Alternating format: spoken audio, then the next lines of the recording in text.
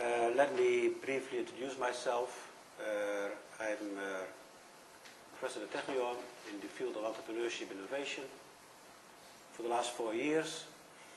I returned to Technion after almost 30 years on a postdoc in Philips Electronics and many different positions, but relevant for this talk. I've been the founder of Philips in Israel, and it happened that Philips Israel is mainly medical systems. It's now about a $400 million company, mainly medical systems. And my second involvement in medical was when I established a new business unit in Philips called personal health care, mainly services. I learned how difficult it is. So my talk will be very different, not about technology. Although we are in the Technion, it's about services. So I changed the title. My core will be about healthcare as a service. And basically that's back to basics, because healthcare as a service has been around as long as mankind has been around and people have been sick. Now why I want to emphasize the service part? Because services are very different than products. Very different. And let me go briefly through some of the characteristics of services, in particular, of course, so healthcare. They're intangible. You cannot specify them, or very difficult. Neither the product, nor the requirements of the customer, nor the process. So we may have all sort of very sophisticated MP3 players with stethoscopes, but still the patient doesn't know, cannot explain exactly what it has. So intangible part will always be a large part of healthcare services. Very difficult to specify, very difficult to price. Secondly, the inseparability, the simultaneous action between production, delivery, and consumption. You can stock it, very different. Certainly, the variability, even if you would standardize things, and we are standardizing things, you still have interaction between human beings. In the end, you have the service provider, the expert, and the patient. And because you have that, you have high variability. That's why also it makes a lot of sense to have expert systems, decision support systems. So far, doesn't work very, very well. And of course, all those three things together lead to a high dependency between the supplier and the customer, in this case a patient and a doctor. And because of dependency, you talk about trust, you talk about power and all those sort of things. That's what service is all about. That's not only, by the way, not only in healthcare. It's about 70% of our GDP in any developed country. That's what it is, services. So we not only coping in healthcare have to cope with this phenomena, also in the rest of our economy. So if we want to grow in economies, raise productivity, raise new businesses, we have to cope with this type of things, this animal, which is very different than products. Very, very different. So you get problems of scalability, problems of tradability, internationalization, revenue growth, productivity, cost reduction. So we talk nowadays in the service industry about productization, going to a product mindset. And the lecture we heard before was very, very, and the most of the lectures we heard today was about that, productization. And we need to do that because on the other hand, we have an aging population. We have raising health expectation of individuals, and not only sicknesses, also wellness. And of course, we have advances in sciences who makes nowadays everything possible, as long as you have money for it. So, a recent report by PricewaterhouseCoopers, 2006, said 15 years more and the whole system will collapse. It just will collapse. Because of the raising cost, because of the raising demands, the system cannot anymore function. It becomes too costly. So,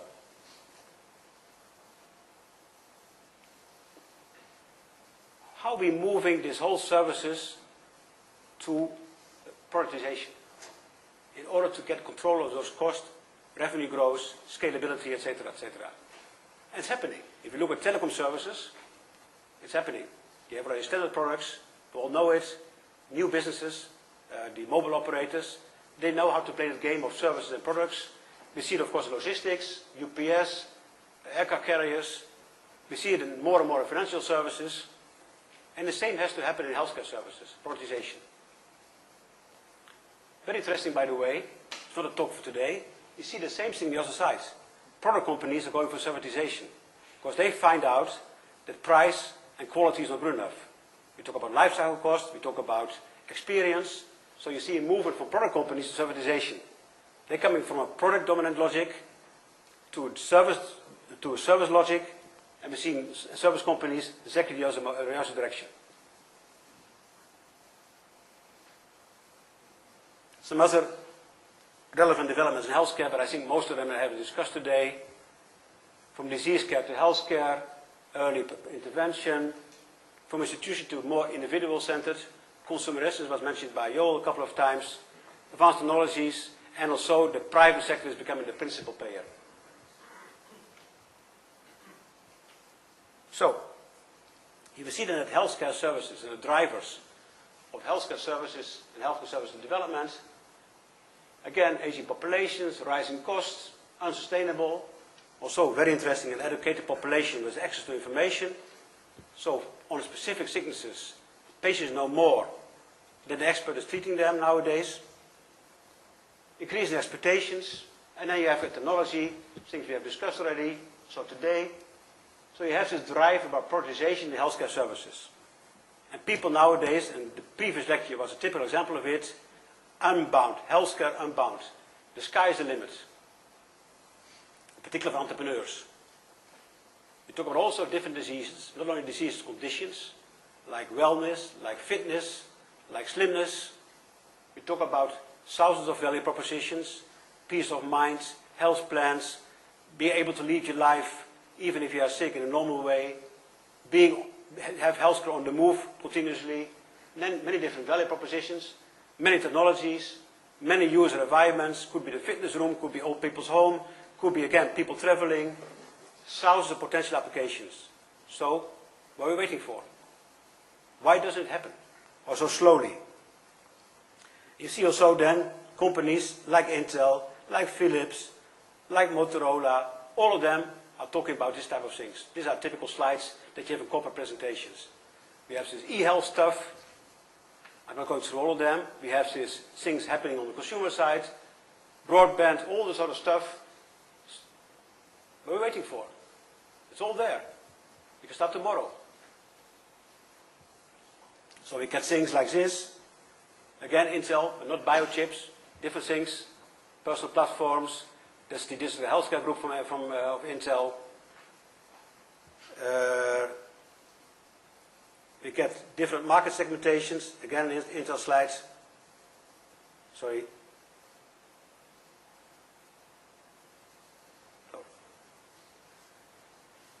Just examples how companies like that are looking at the world. The Philips did the same thing. We have let's skip that one. We have Samsung with these wonderful slides. We have Qualcomm with cardio phones. Everybody jumping on the bandwagon.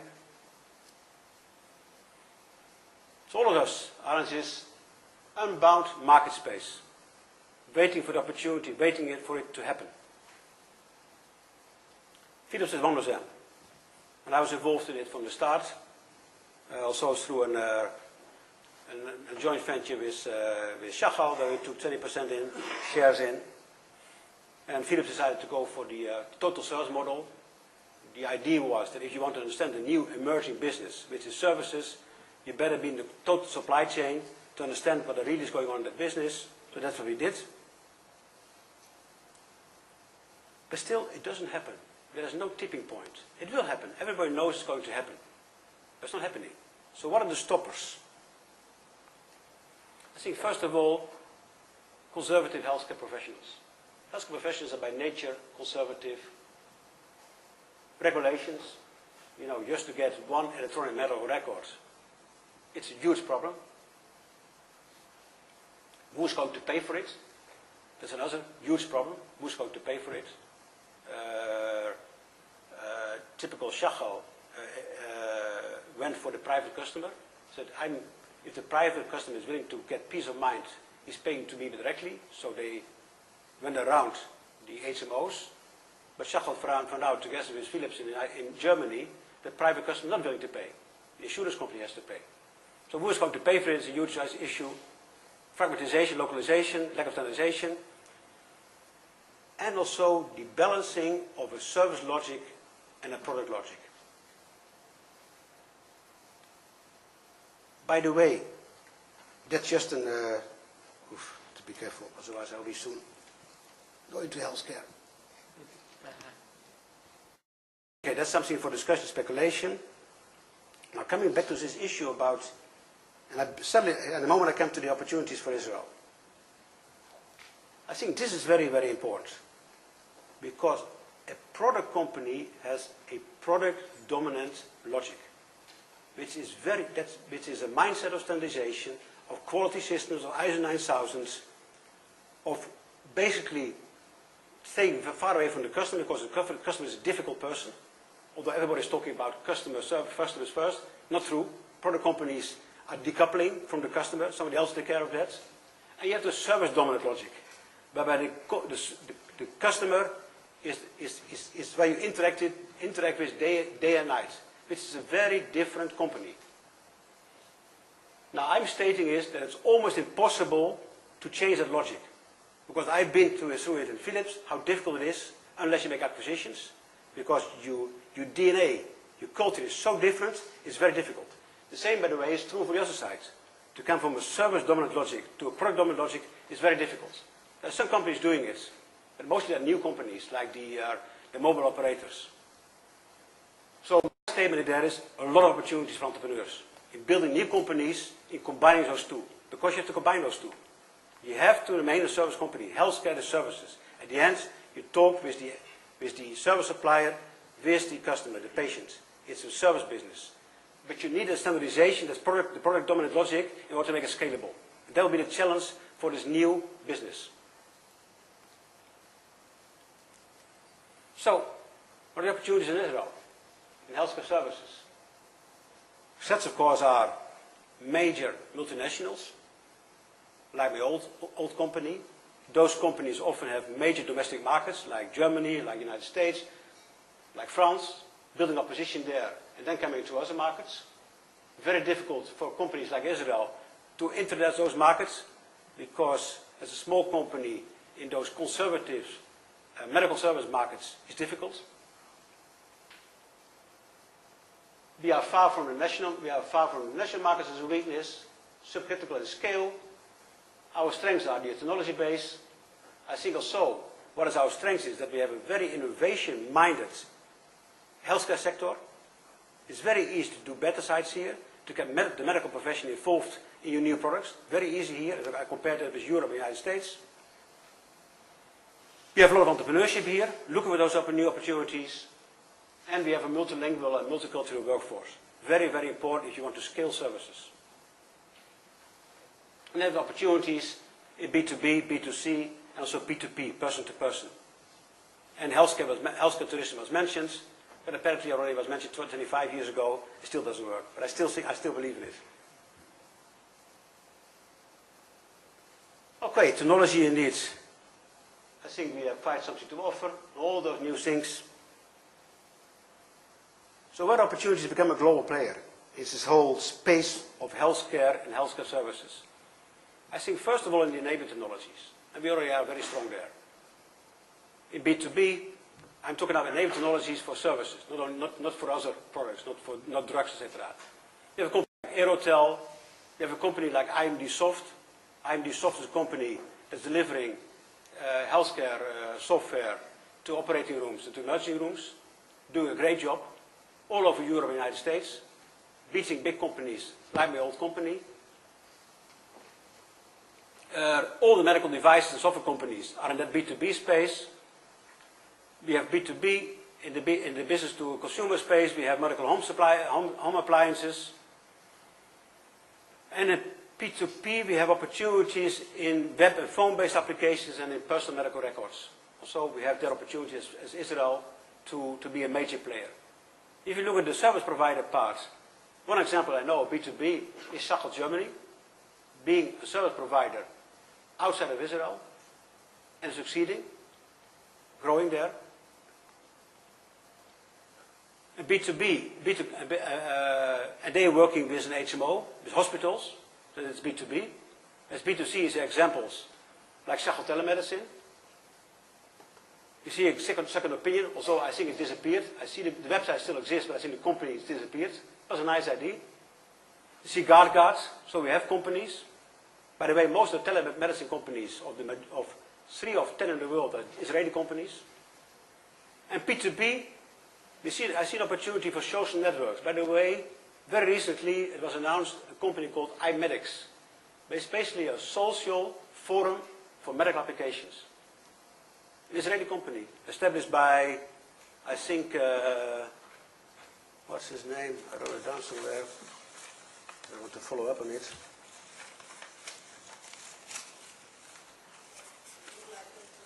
Yeah, Iris Eraf and Amir Leitersdorf. Okay, yeah?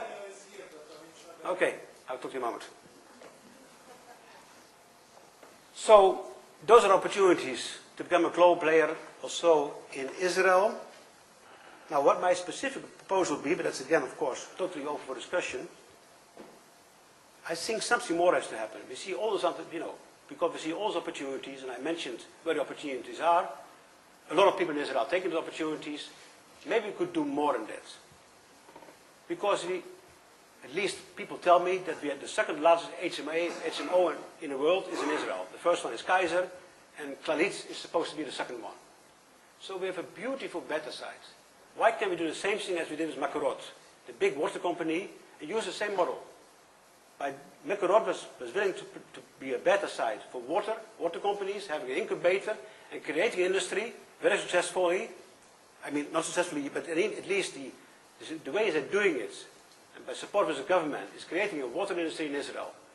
Through a major company being willing to be a beta customer, and also being willing to have an incubator and help young companies. You do the same thing in healthcare. Start with a healthcare service forum, with the Office of Chief Scientist, with the Israel Life Science association, the Expert Institute, because they're very interested in scalability of services, the tradability of services, and make a plan to make in Israel a global player in healthcare services. And then have a HMO, or even 2, to start driving this process. Very similar to what we did in other industries. That would be my proposal. That's it. Thank you. So we do have time for questions or to pursue the proposal. Do we have somebody from the audience who would like to start? Here to the right.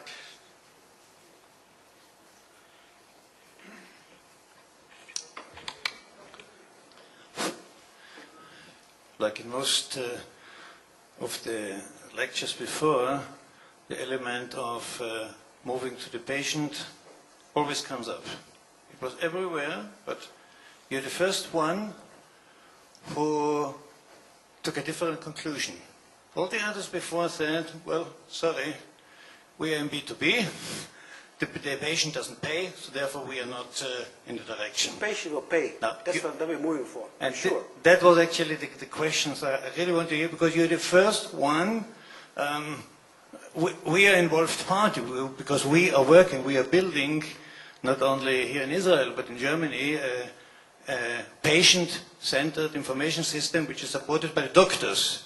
And it creates for the doctors a hell of a lot of troubles with the health funds.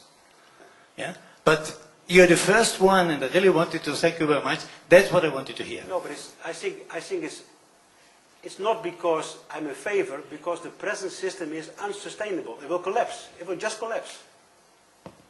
So look at the States what's happening with the cost of healthcare. We have to find different solutions.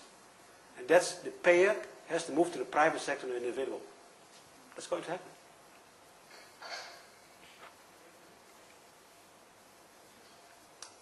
Mm-hmm. That's my feeling, at least. Something has to happen. Something has to give.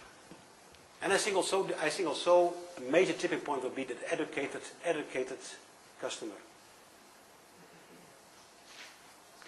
They will have their own information, their own personal matter. They will have chats. They will go to the healthcare Facebook And they will solve a lot of problems between them. It's happening right today. Look, the decisive factor in Germany for the Doctors Association to shift from governmental support to patient support, was their understanding that it cannot go on anymore, that you are creating systems like in the UK, where you are taking 60 million patients, putting on one server system, and take 550,000 employees and says you have to take care of that.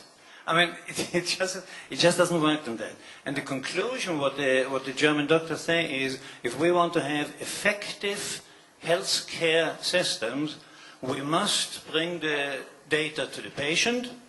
The patient accumulates the data and comes to us, and the supporting industry is actually fulfilling then their job in giving support systems. Yeah. And my feeling is also that, just the feeling is that the present system is collapsing. And where will be the change driver? And it's not technology, because it has to be somewhere else. And it's over there in the customer. They will do it. They will do the patient themselves. That's my feeling. That will be a tipping point. But that's just a guess. But somewhere it has to happen.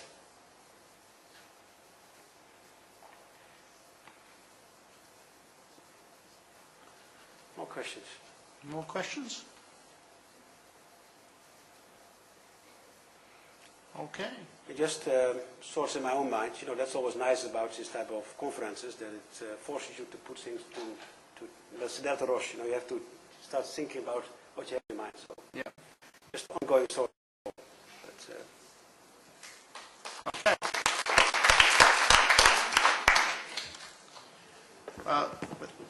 With no more questions for these speakers, I will take some time, I think, to talk a little bit about some observations I've made in relation to automation.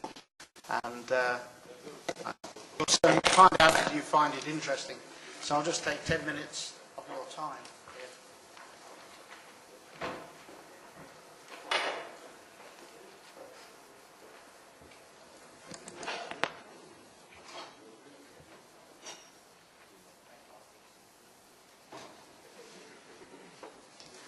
Okay. As a moderator, I have to fill in time. And anyway, coffee's probably not ready. But I will give you some extra networking time. Put this somewhere out of the way.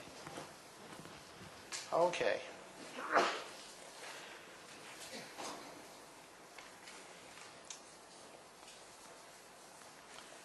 Really what I wanted to focus on was, as I said earlier, that I've been in automation for 40 years. And as a graduate coming out of college, I had these great dreams. We were going to have lights out, automated factories. We didn't need people. These factories were just going to make products that would get to market and just would be so efficient, and life would be grand. As a 21-year-old coming out of college, little did I know about product regulators, society requirements, capability of technology, because even in those days we were talking about DTL and TTL. There wasn't even a microchip, just starting to come into being. What I've observed over the years is that everything that you need to do to get to that lights out factory is still the same specification. It's just that the technology has not delivered yet. As we went from DTL, TTL to transistors to microchips, if you want to do factory automation and you want to control a simple drill process, a two-dimensional drill process, that was fairly relatively easy. Turn the spindle on, take it down to a position, pull it back out again. To position an axis or a robot to a point in space three-dimensionally was a little bit more trickier. And it took a few more years and a few more bytes of memory and a few more nanoseconds of cycle time to be able to do that. To be able to close a servo loop to control a machine at high-speed machining of aluminium on wing spars. Closing a servo loop in 2 milliseconds was impossible using an off-the-shelf microprocessor or computer. We had to design and build dedicated hardware systems to do that. Today, we are doing those same functions with off-the-shelf or commercially available technology.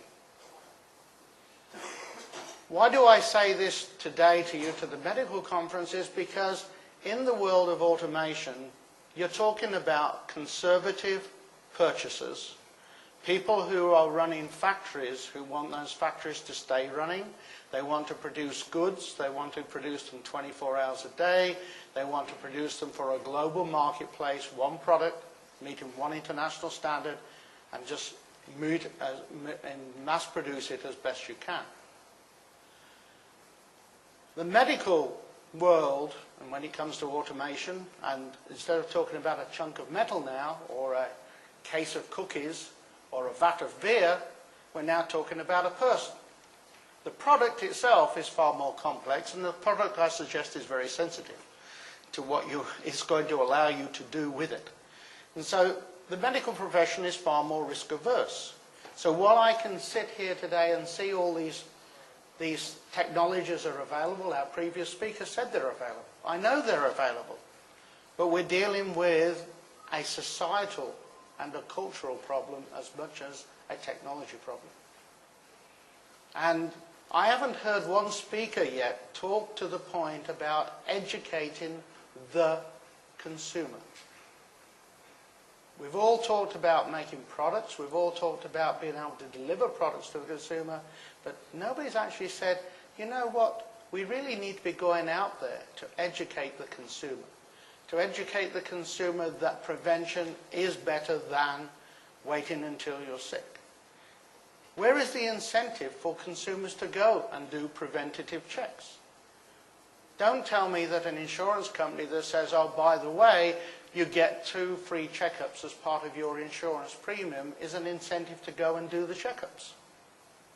Now, if that insurance company would say, I will give you a 10% discount on your co-payments if you've done those checkups, now you've got an incentive to go and do the checkups.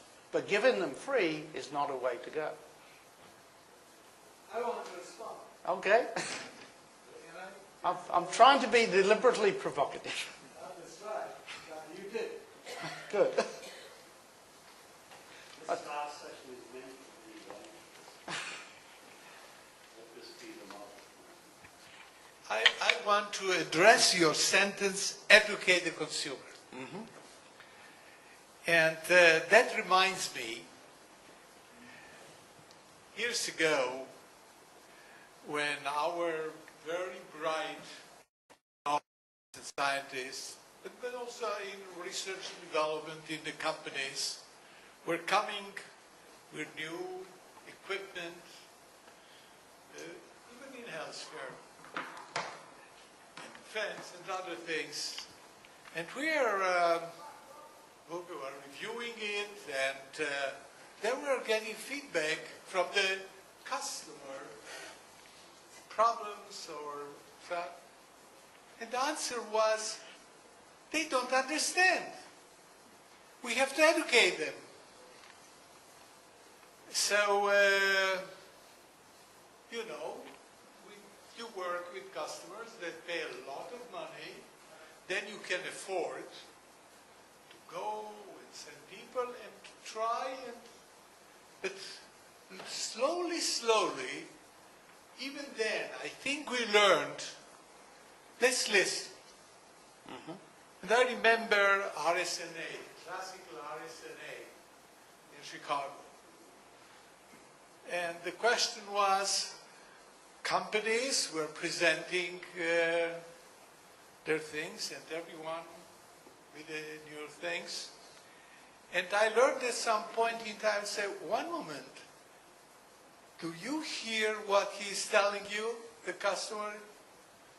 No, I'm explaining to him. He said, no, stop explaining. Listen to him. Now I go one step forward.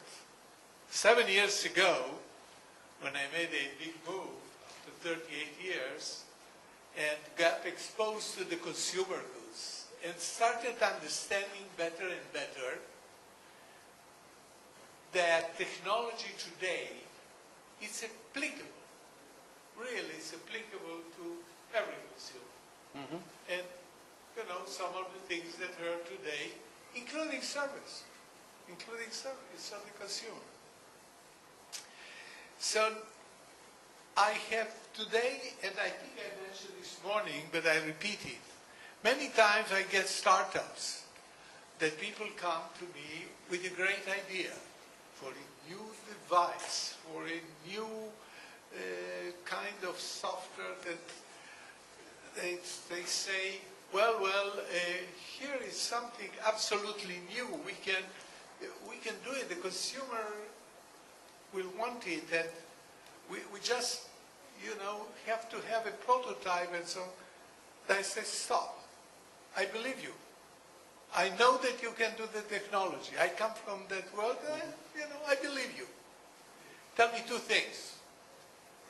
How much the consumer will pay? How many consumers will be? Oh, the answer usually is, even today, answer is, no. I need first of all $500,000 to do the prototype. When I'll have the prototype, then I can answer that. And then I say, you go home, do first that, and then you talk. So I said it in a long way.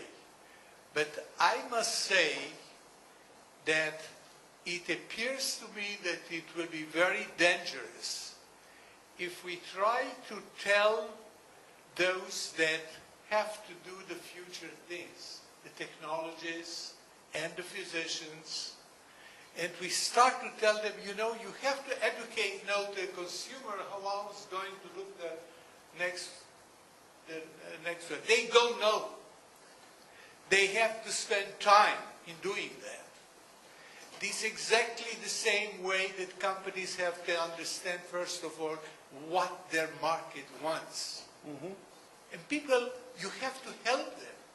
They don't know. Sometimes I take a group of people, sometimes younger and that, and ask them, let's assume the technology can do everything you want.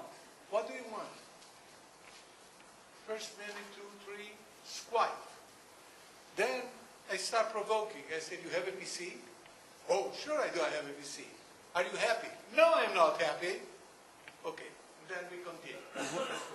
So I think I would say, instead of educated consumer, I would say have a good dialogue with the consumer and listen to him. Which is where I was really meaning not to preach to the consumer, but to determine. Because where I was leading to was, I come from a company that was product-centric, or from an industry that was product-centric. We made control systems to control individual processes.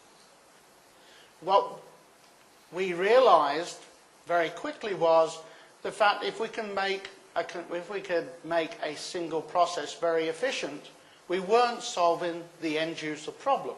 In fact, we were probably creating problems, because now we had a piece of equipment that was very efficient, and all we were doing was building a backlog of piece parts for the next piece of equipment in the line that hadn't been upgraded and couldn't deal with the capacity or the volume of the point solution we had delivered. So as the technology went on, we got into integrating and linking those point solutions together so we could address the real problem, which was throughput of the whole production process. But what really is the most intriguing is, as the technology developed, the dream of the lights out factory also got changed in the eyes of the consumer. The lights out factory was me, a 21-year-old engineer, technical person, wanting to take the technology and do the best that I thought I could do and make everybody happy. But that's not what was going to make people happy. What make people happy is delivering 1,000 units every 24 hours at $2 a time, and ching, ching, ching, ching, have the money machine working. What happened with technology is that slowly but surely we got to communications, we got to networks and wireless networks, and now we as a company, not only sell products and systems, during that time, service became very, very much an important component of what we had to do, because now our users get to rely on this technology. Now, if one of those plants stops, you've got so many cars for Ford or GM, or so many bottles of beer or whatever, pharmaceutical pills that are not going out the door, and that's costing this company a lot of money. Every second, every minute, the little register cost is going up at the back, so you have to make sure these things are ultra reliable, you have to have the backup, you have to have the service capability, and so the requirements grew. What is happening now is that we're into asset management. We are into, because the new technologies we have on these machines to control the machine, we're no longer just controlling a process. We're also doing the diagnosis of the machine, the health care of the machine. We know when the operator turns up to work and presses the start button. We know when the machine was last serviced, when it had the last gearbox oil change. We know when the next scheduled maintenance is. All that information now is part of what we are expected to deliver and serve up to asset-wide enterprise management systems, which is a business that we got into. But not only that now, we are being asked, because we know inherently in those control systems, about the status of the product itself. We know whether a hole was missed. We don't have to wait until final assembly to find that something happened and there was a missing hole. We know at the point of failure, we can do something about it earlier. We can take all this production information, all this monitoring information, because we use Ethernet IP and commercial type technologies, that information now goes straight up into enterprise management systems. We now can link products and processes in multiple factories around the world. So as the technology becomes more available, the problems change.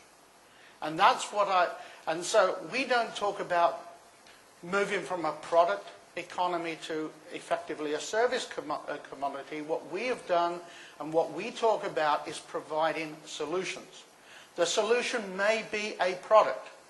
It may be a combination of a product and a service. It may be a system.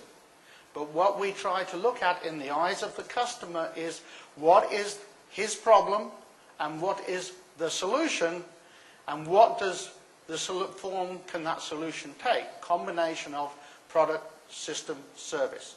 Not only does it not only have to come from your company. If the solution requires A plus B plus C plus D, and you don't have D, but D is very good from another supplier, accommodate D in the solution. Make D an integral part of the solution. And that gets more towards working towards, at the front end, the consortia world. The other issue that I'll put on the table and for you to think about from the medical world, and something that I see traveling around the world today, is many economists are not adverse to importing technology or solutions, but they are very adverse to importing and implementing and seeing all the revenues flow out of the country. So any economy today, if they're importing, they're looking for what can you do locally? What job creation or value creation is there for me locally? So if you can get to architected systems and platforms that can be customed at point of sale, custom for culture, custom for whatever, then that is a very, very good plus in a global economy, because these nations want to be able to add value locally. And so if you think about solutions, if you think about you've got a great product idea or a great system idea, turn it into, no, it's not a great product. It's a solution for a problem. And you may find that the product changes in its nature, or you have to add something to it before you satisfy that end customer. And if that end customer can be satisfied by adding something locally, near to point of sale and leave some of the revenue generation in that country or in that economy, then you have got a very good business model to go forward. So I will stop talking here. I just wanted to give some more food for thought. Enjoy the dialogue. We're talking the same thing. Go on. Oh, you need a mic.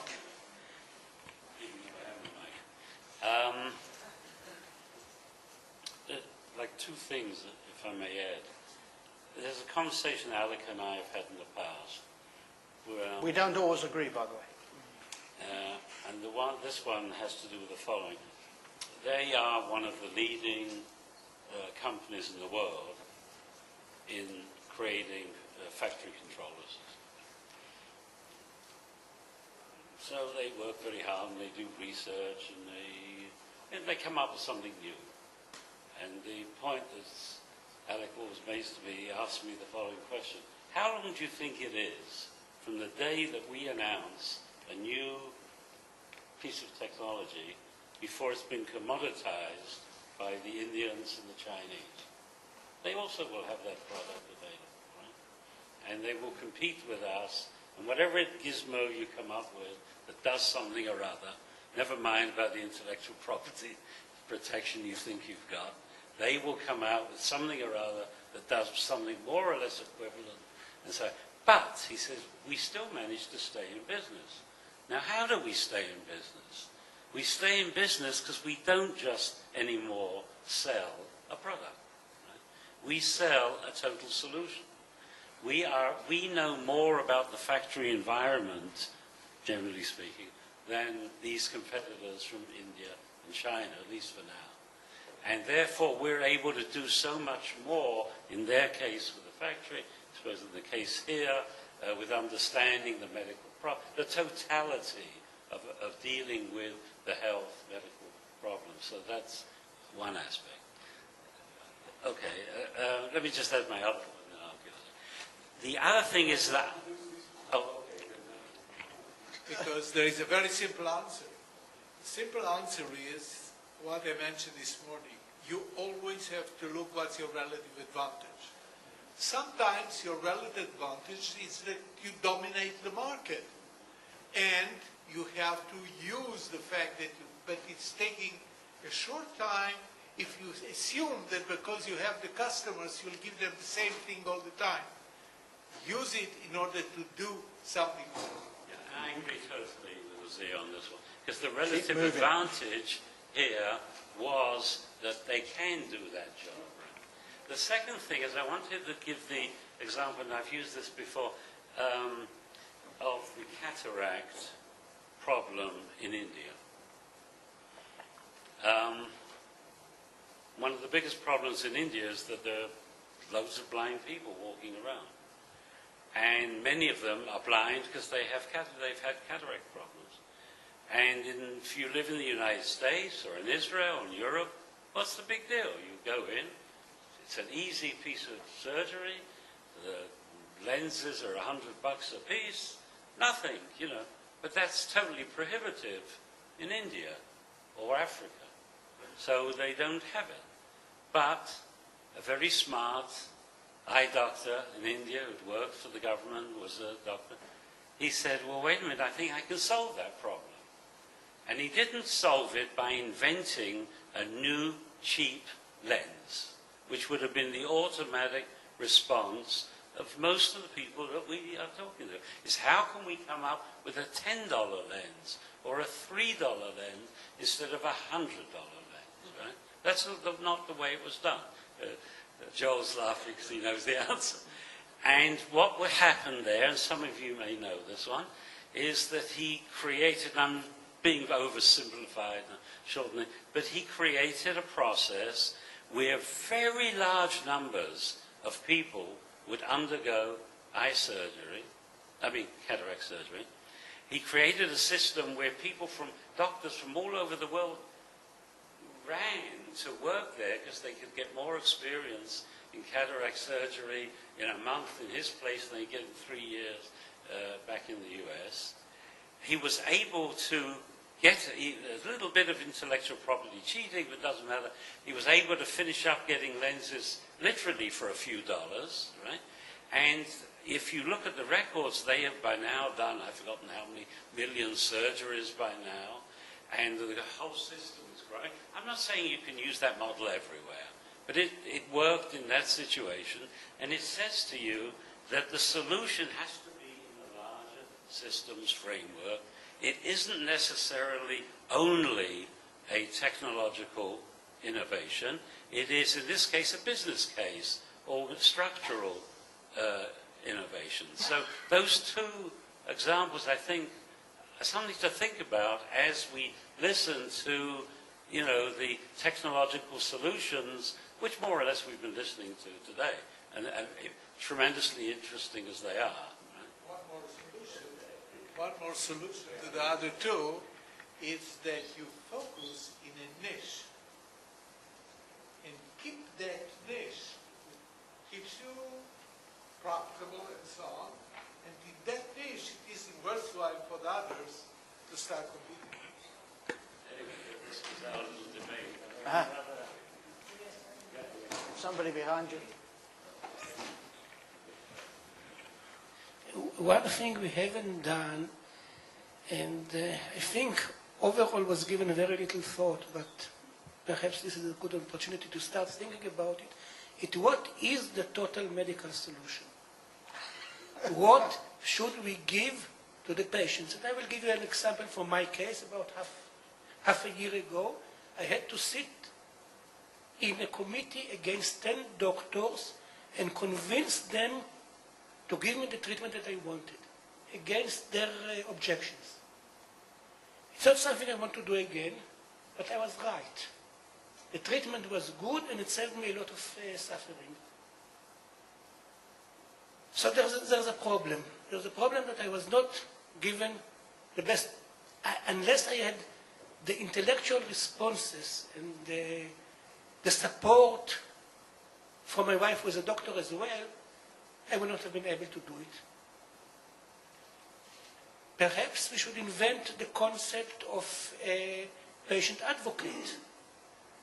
See that the doctors as judges more than as advocates, and I don't know, a whole new service sector, patient advocates.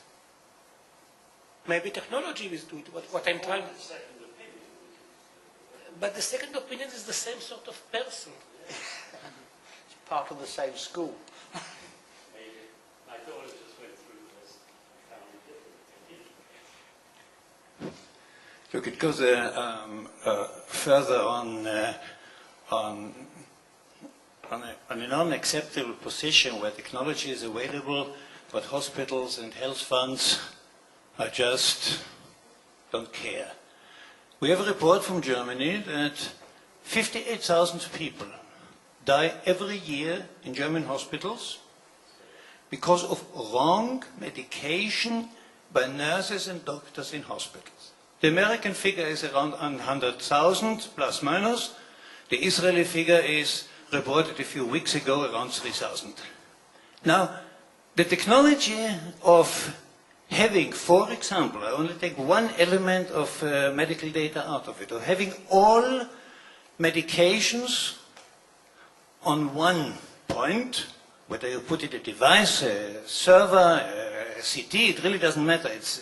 They are only technical carriers.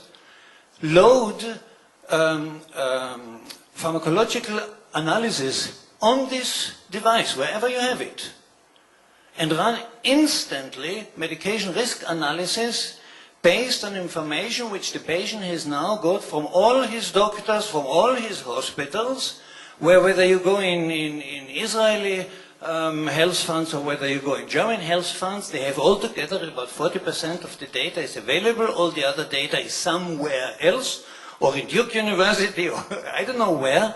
You could run such a system in the hospital, and you could save X You know, I don't want to know, is it 50%, so it's in Germany 20,000 people, is it in Israel 1,500? I really don't know whether it is 50%, whether it's 20%, whatever it is.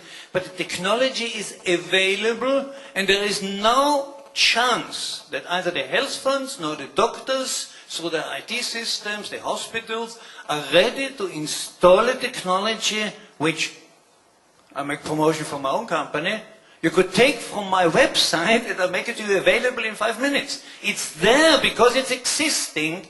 And we have in Germany about 600, 700 people who are running this on a trial basis. Yeah, we're having it available. Whenever you turn to the health funds, whenever you turn to IT departments of Israeli hospitals, they just turn you down. They are not ready even to talk to you. Why? It's not within our IT. You can save life. It's there, it's existing. It's what Amos said. It's his data, it's his life. He has the availability. It's here. And we are talking here on medical informatics and all this kind of thing. It's existing. Yeah? Like Professor De Haan said before. Yeah? Yes, all the devices are here. How to use it, I really don't know. And there we are coming back to the aspect that you will not be able to solve these problems if you're not ready as organization hospital, as organization health fund, turn to the patient and make him part of the game. The patient has to know when he goes into the hospital that such a system could exist. He should know that when he provides his data, that data analysis would risk eventually dangers inside the treatment. It's information which has to go to the patient, and then the patient will participate, will start paying, and will be part of it. In fact, just a very quick comment on that. We're working with IBM, and there is a case I can share with you. I don't know how true it all is, we're looking into it, but there's a hospital, a smaller one, called Vassar Brothers in the East Coast, where IBM was hired to put in a system just like the one you're talking about, and it was implemented, and they claim that it made an enormous improvement. You're familiar with it. So it existed. Yeah, it exists. It exists. How come that we are not moving forward? We're talking But- about Israel as the sample. Let's do it. But you're getting back to, I will use the word, the dialogue with the consumer. The consumer has to be part of the system. Today, the consumer is remote from the system. Everybody knows what's best for the consumer because I'm the doctor, I'm the medical profession, and I know what's best for you. There's just one point I want to make about that. I'm probably the world's most foremost expert about my own combination of illnesses. So I expect the medical world to listen to me, not fight me.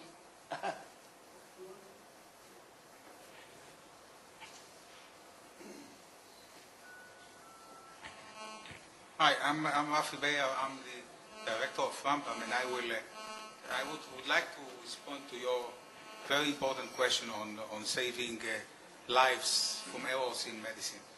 I completely agree with you that if hospitals will be fully, equipped with information technology and will be implemented at a wide range with the nurses and doctors all working with a similar language, and then such things will have tremendous values. And in fact, we are working in that direction. We are fully IT compatible with all the departments. We've recently implemented such a program of managing, trying to integrate errors. But I tell you, the companies have to come into the heads of the consumer, even the organization. It's a major process to introduce an information technology into a hospital. To have everybody use it, to have all the links there connected, because errors can happen anywhere, not only in just prescribing the wrong or the wrong dose or anything else. But I do believe that once a hospital will be fully integrated and the lab will be connected with the doses and the information, and a flag will jump up, it will probably have a major impact. We are now testing such a system, and one of the problems I can tell you that if it jumps up on too many occasions and interferes with daily life, then people shut it down. So the systems have to be, we have to be really be able to comply with the systems. And the systems, many of them are not ready to be able even to absorb that. I can tell you, many hospitals are not computerized. And if you come to them, they tell them it costs you about $10 million just to get computerized systems into them. And to interface with a software like that will cost another one, and somebody doesn't pay the money. And that's the major problem, how to implement it widely, on a wide basis. Because if you do it locally, it will work there. And the proof of, there's another link, the proof of really a reduction of, I believe in that concept, but the proof is not there yet. On a system level. You have to prove on a system level that you really reduced, and it didn't introduce other sources of errors. May I just respond one thing to that? Just one thing. The only concept where I think you are wrong is that you are asking that the entire healthcare system needs first standardized. No, I'm not asking that. Yeah? I'm not asking that. When you are putting the data of one patient, of one USB card, and have the pharmacological database on the same USB card, I can tell you all these programs together has 200 MB, not more, can be installed on every USB card. You can make sure that every single patient walks from station to station, I'm talking inside your hospital, station to station, obtains the data, and every nurse can on local operating system taking the risk analysis from the USB and not from your system. So the question what we are facing in your hospital is the question I said before, what happens in the German Doctors Associations. We do not see as doctors a chance that in the next 15 to 20 years we are going to solve the problems you have mentioned. No chance, even that the health funds, Clalit and Maccabi in Israel state the opposite, it will not happen. I mean, I'm part of the committees where I know what happens there. Yeah? So therefore, if you are moving in another direction to the patient and give him everything, at least from now onward, you, as the hospital, will have the entire information of the patient immediately available, complete, original data. I don't go now into technology, but there is a way to do it without any IT change inside your hospital. Today you can use it instantly on patient-to-patient level.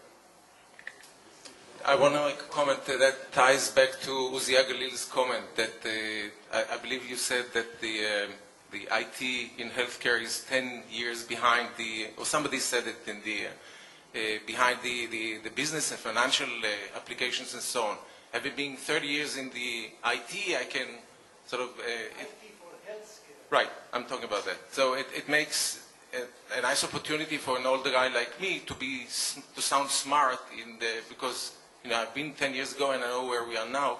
And that's the issue that has been raised here, and that relates to what we call in the business school educational marketing, which is extremely expensive. So you can't sort of build on that. The one model that we have now, and it's very useful in the IT, the implementation of IT, is called the technology absorption model. And that, if you want to explain changes like the ones you're trying to do, it's not a question of technology. Technology is available. It's not rocket science. It's available there. But the fact that you have to educate the entire hospital to use a tool, and even if I carry in my pocket all my information, the use of it is not by me. It's by some health profession. And they have to have on the station. And Rambam is pioneering all sorts of systems that allows the bedside usage of technology. But then the nurse has to be able to look into that database, personal database, and the doctor would put in data and so on. You have to educate the entire community. This is effort beyond what we have accomplished so far. So the difficulties are not to be underestimated. Now, people say, well, the change is culture. There's an unverified myth about Chinese. Chinese supposedly pay doctors as long as they're healthy and stop paying when they're supposedly become sick, because that's a completely different way of looking at the medical profession. Maybe the solution is there. But to do educational marketing, to come with a product and expect that the market will recognize that, it's a very long proposition. If you have the sort of very deep pockets, maybe you could do it. but otherwise it's almost impossible.